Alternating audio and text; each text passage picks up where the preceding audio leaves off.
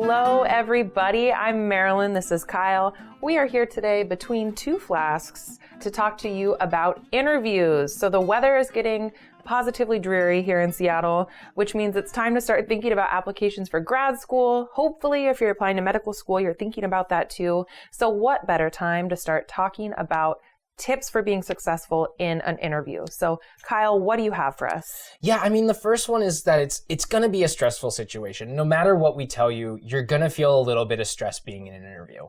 One way to take some of that stress off is to remind you that this is a two-way street. They may be interviewing you to decide whether you get into the program, but you're also interviewing them to decide whether you want to go to that actual program. Yeah. In terms of preparation, you usually, before the interview, will get a list of the faculty you're going to interview with. It's a really good idea to go onto their website and do some research about their current work so that you can speak confidently to the work they're doing in their lab, maybe articulate why you want to work with them, and show you've done a little bit of research ahead of time. So I have to read all their papers? Yeah, every single one. You need to stay up the whole night before the interview, pull an all-nighter. Oh no. Okay, don't do that. That's obviously a terrible idea. You don't need to read their entire research history, but if you can pull a recent paper and read through the abstract or just check out their lab website so you have a general idea of what they're doing, it can really show that you've prepared and improved the success of your interview. Yeah. So what other questions would someone frequently get asked on an interview? Yeah, I mean, no matter where you interview, someone at some point is going to say, tell me about yourself. Such a vague question. So vague. Kind of a dreaded question, but also one that you can be pretty confident you're going to get at some point. Yes. So I usually tell students they should start with something personal.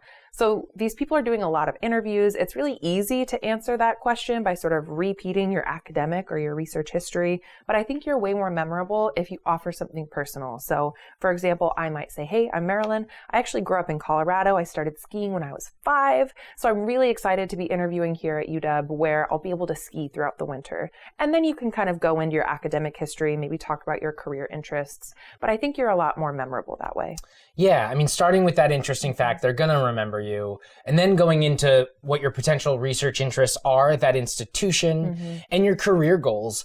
Showing why that program will help you land a job post-graduate is a really important step in the interview. And it goes a long way to showing that you've really thought out graduate school and why it's important that you go. That's a way to check all the boxes. They'll probably ask you about failure too. Are they trying to back you into a corner? They're trying to see that you're not good enough for their program? They want to see that you failed, that you've experienced it, that you've thought a way of how you're going to bounce back from that failure and how you're going to overcome. And if you can lay out a story of failure to success, that'll go a long way in helping you be memorable. Yeah, because believe it or not, folks, everybody fails. Kyle and I have failed. We fail often. And what's important is what you learn from that and how you move past it. So let's go ahead and hit the folks at home with some quick tips. My first quick tip for you is to do mock interviews. Ask your peers, ask other students to do a mock interview with you. It's a really good way to kind of practice your responses to these questions, work on your elevator pitch, and also identify if you have any kind of quirks you need to work out. So if you're really rigid and nervous, if you're talking a lot with your hands, it can be distracting. If you're swaying in your seat, if you're using a lot of right? It can also help to record that and watch it back to sort of identify some of those things for yourself.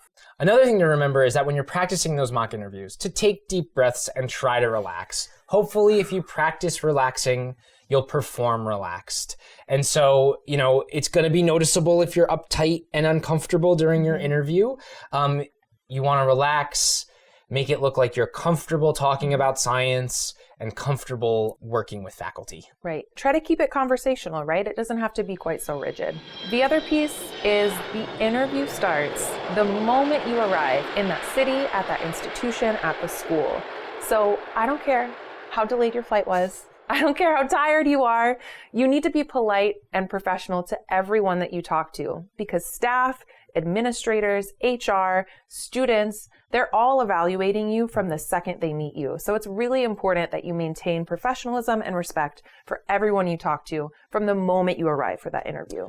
Yeah, I think people often assume that grad students don't get input on who gets into graduate programs, and some places they don't, but a lot of places they do, because that's the community that you're coming into. And so they want to make sure that the community feels comfortable, that you're a kind person that they get along with. It's also important when you're hanging out with those grad students, whether it's a student social or they're showing you around campus, ask all the questions you have. What is it like to live in that city? How do they like the program? Students who are happy will show that they're happy and will talk about how they feel valued by the program and the community. And that'll give you a good idea of whether you feel comfortable going there. Right. I think the last thing is have confidence. I mean, imposter syndrome is a real thing everywhere, but particularly in science.